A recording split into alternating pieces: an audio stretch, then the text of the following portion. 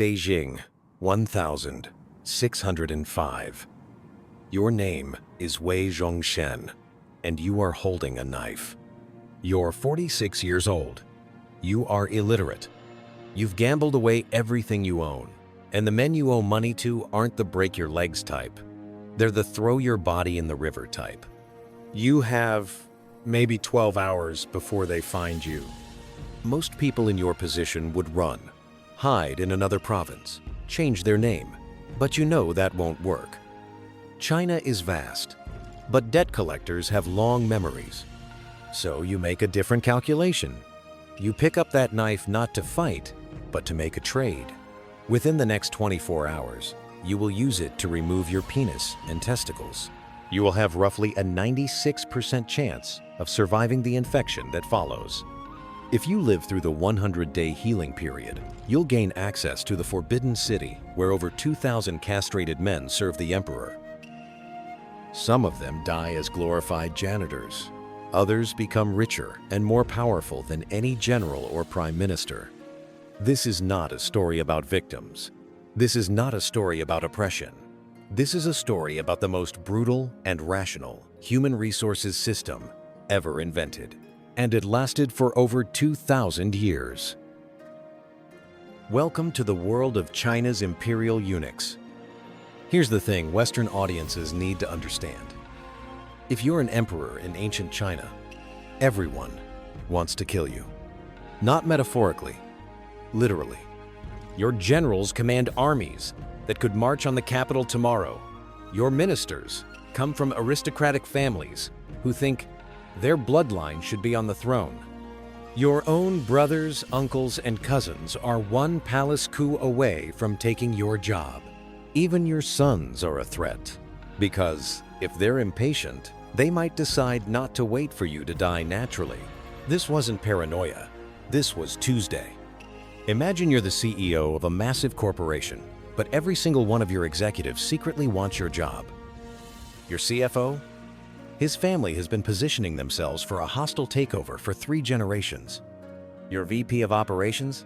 He controls the company's private security force. Your board members?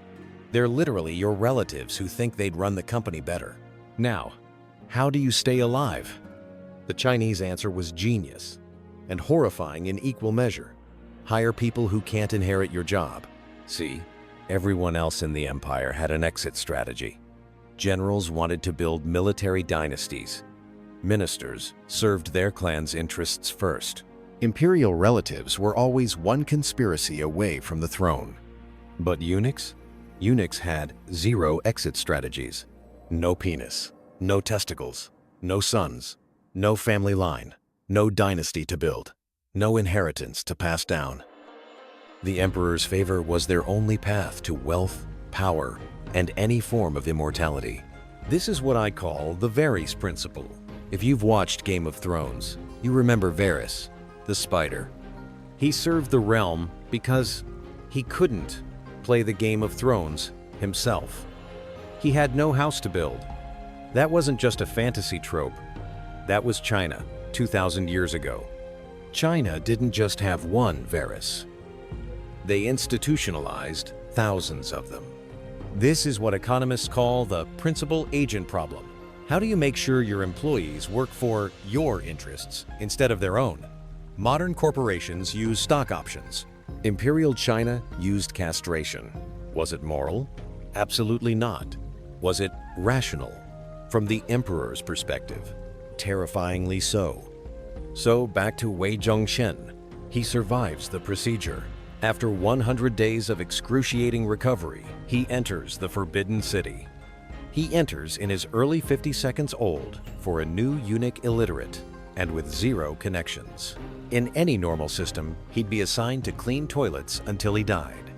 But Wei understood something most people don't. Technical skills are replaceable. Emotional intelligence is not. While other eunuchs were learning calligraphy and poetry, Wei was learning people. He befriended Madame K, the wet nurse of the young prince Zhu Yuxiao. He made himself useful, he listened, and he waited. When that prince became the Tianqi emperor in 1620, Wei had an all-access pass to the throne. Now, here's where it gets interesting. The Tianqi emperor didn't want to be emperor. He wanted to be a carpenter. He was actually a genius at it, building furniture and designing palace renovations. Governing? Boring. Meetings with ministers? Exhausting. Wei saw the opportunity. He didn't stage a coup. He simply became the person who handled all the boring stuff the emperor didn't want to do. And then he kept expanding his portfolio. By 1623, Wei controlled the Dongchang, the Eastern Depot. Think of the Dongchang as the NSA, FBI, and IRS combined, run entirely by eunuchs. It had agents in every city and the authority to arrest anyone below the rank of minister without trial. It reported to exactly one person, the emperor, which meant, functionally, it reported to Wei. There was a group called the Donglin Academy Idealistic Confucian Reformers who wanted to clean up corruption.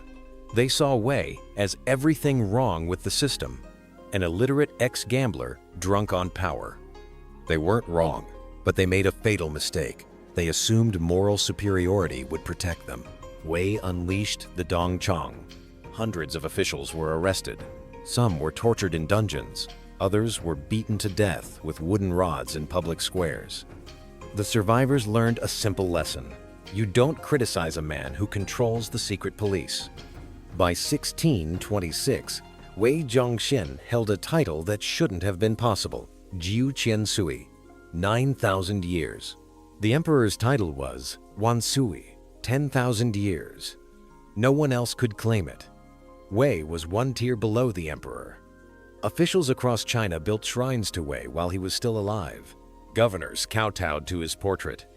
A man who'd cut off his own genitals to escape gambling debts was now worshipped like a living god. In 1627, the Tianqi emperor died in a suspicious boating accident. His younger brother, Chongzhen, took the throne.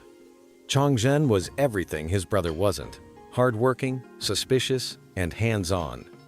He wanted to govern, which meant he didn't need a eunuch regent. Within months, Wei's allies were arrested. As soldiers closed in, Wei hanged himself. His body was dug up, dismembered, and displayed as a warning. But here is the part that should terrify you. The eunuch system didn't end. The Ming dynasty collapsed in 1644, partly because Wei had spent years purging competent officials. When the Manchu Qing dynasty conquered China, Western observers expected them to abolish the eunuch system as barbaric. They didn't. They kept it. Why? Because the trust problem never went away. The system only ended in 1924, when the last emperor was expelled. The last surviving eunuch, Sun Yaoting, died in 1996. He was alive when the internet was invented. Not every eunuch was a Wei Zhongxian. Some played a different game. Li Linying entered the palace at age 10 and specialized in hairstyling. He became Empress Dowager, Cixi's personal attendant, for 40 years. He collected bribes, but he never built a political faction. He simply made himself irreplaceable to one person. When Cixi died, his power evaporated.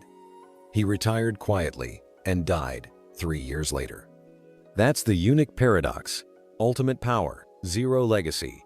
Wei Zhongxian ruled an empire but left no descendants. Li Lianying served for 40 years but couldn't pass his position to anyone. Every eunuch's story ended the same way. When their patron died, they became ghosts. So what's the point of this story? It's easy to look at the eunuch system and see only the horror, the mutilation, and the cruelty. And all of that is real. But if you only see the horror, you miss the logic. This system lasted over 2,000 years, not because Chinese emperors were uniquely evil, but because they faced a real problem. How do you trust anyone when everyone has an incentive to betray you? Their solution was to create a class of people who had no choice but loyalty. It was rational, it was effective, and it was monstrous. The modern world likes to think we've moved past this. We have HR departments and stock options. We align incentives through money instead of mutilation. But the question Wei Zhongxian answered still haunts every organization. How do you make someone loyal when they have other options? His answer cost him everything. And for 7 years, it made him the most powerful person in the world's largest empire. That's not a justification. It's just the math. Question: what's today's closest eunuch system? Tech equity? CIA loyalty tests? Share yours.